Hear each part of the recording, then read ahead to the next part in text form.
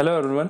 So the question that we have over here is a shopkeeper buys some color pencils of different colors, 6 dark blue, 16 violet, 8 queen blue from a dealer where the cost of 5 dark blue pencils is the same as that of 20 violet pencils or 7 queen blue pencils. They mix all the three types of pencils and mark a price for the mixture in order to make a profit of rupees 1695.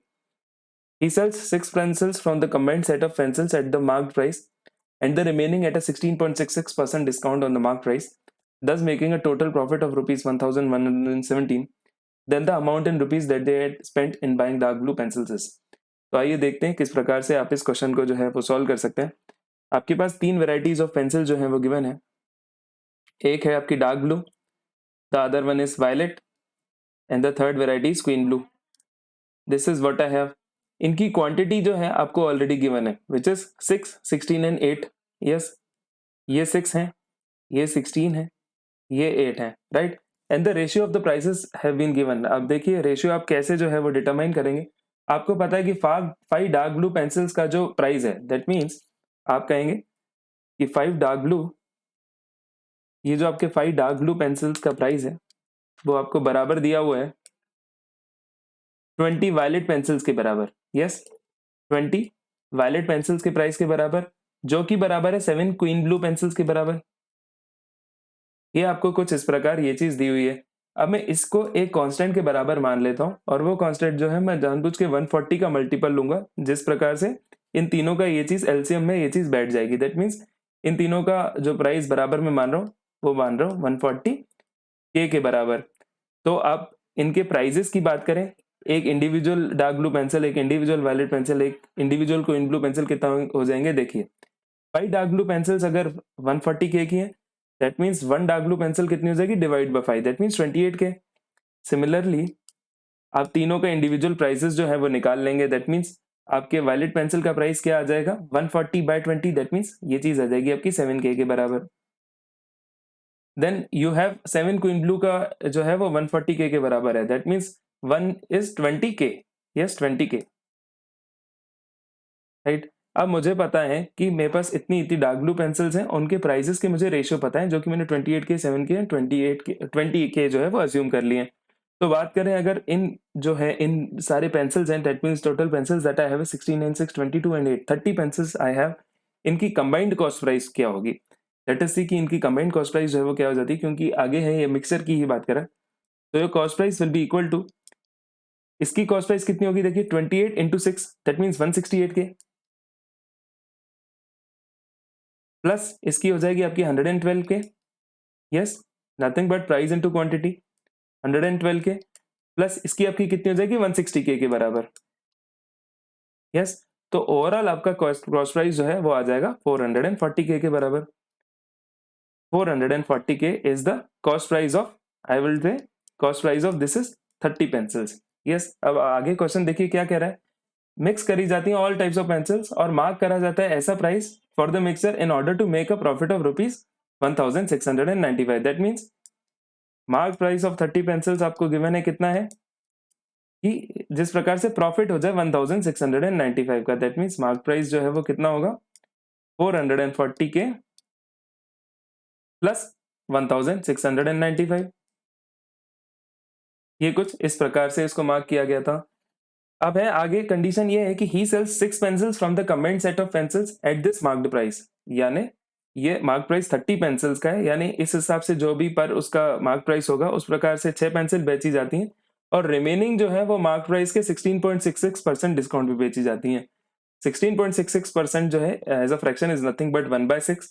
That means अगर आप जब कहते हैं कि 1/6 का discount है, that means जो charge होगा प्राइस वो 5/6 टाइम्स होगा। That means 5/6 times of the mark price.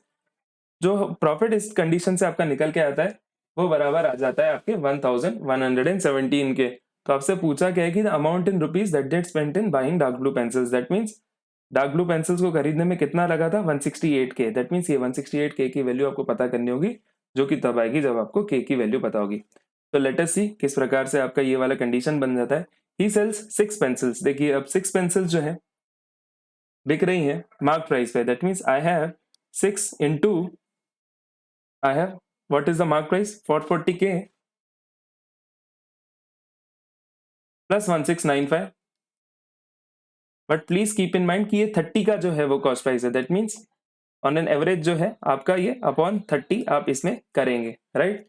Further आपकी जो रिमेनिंग है, दैट मीन्स अगर आपके पास टोटल जो है वो 30 थी, तो रिमेनिंग आपकी कितनी हो जाएंगी, 24 हो जाएंगी। यस, आप सिमिलरली इसको 30 से डिवाइड करेंगे, क्यों, क्योंकि ये मार्क प्राइस ऑफ ऑल 30 है, राइट। हम लोग इंडिविजुअल की उसकी बात करें, सो दैट मीन्स 24/30 यहाँ पे ये चीज हो जाएगी।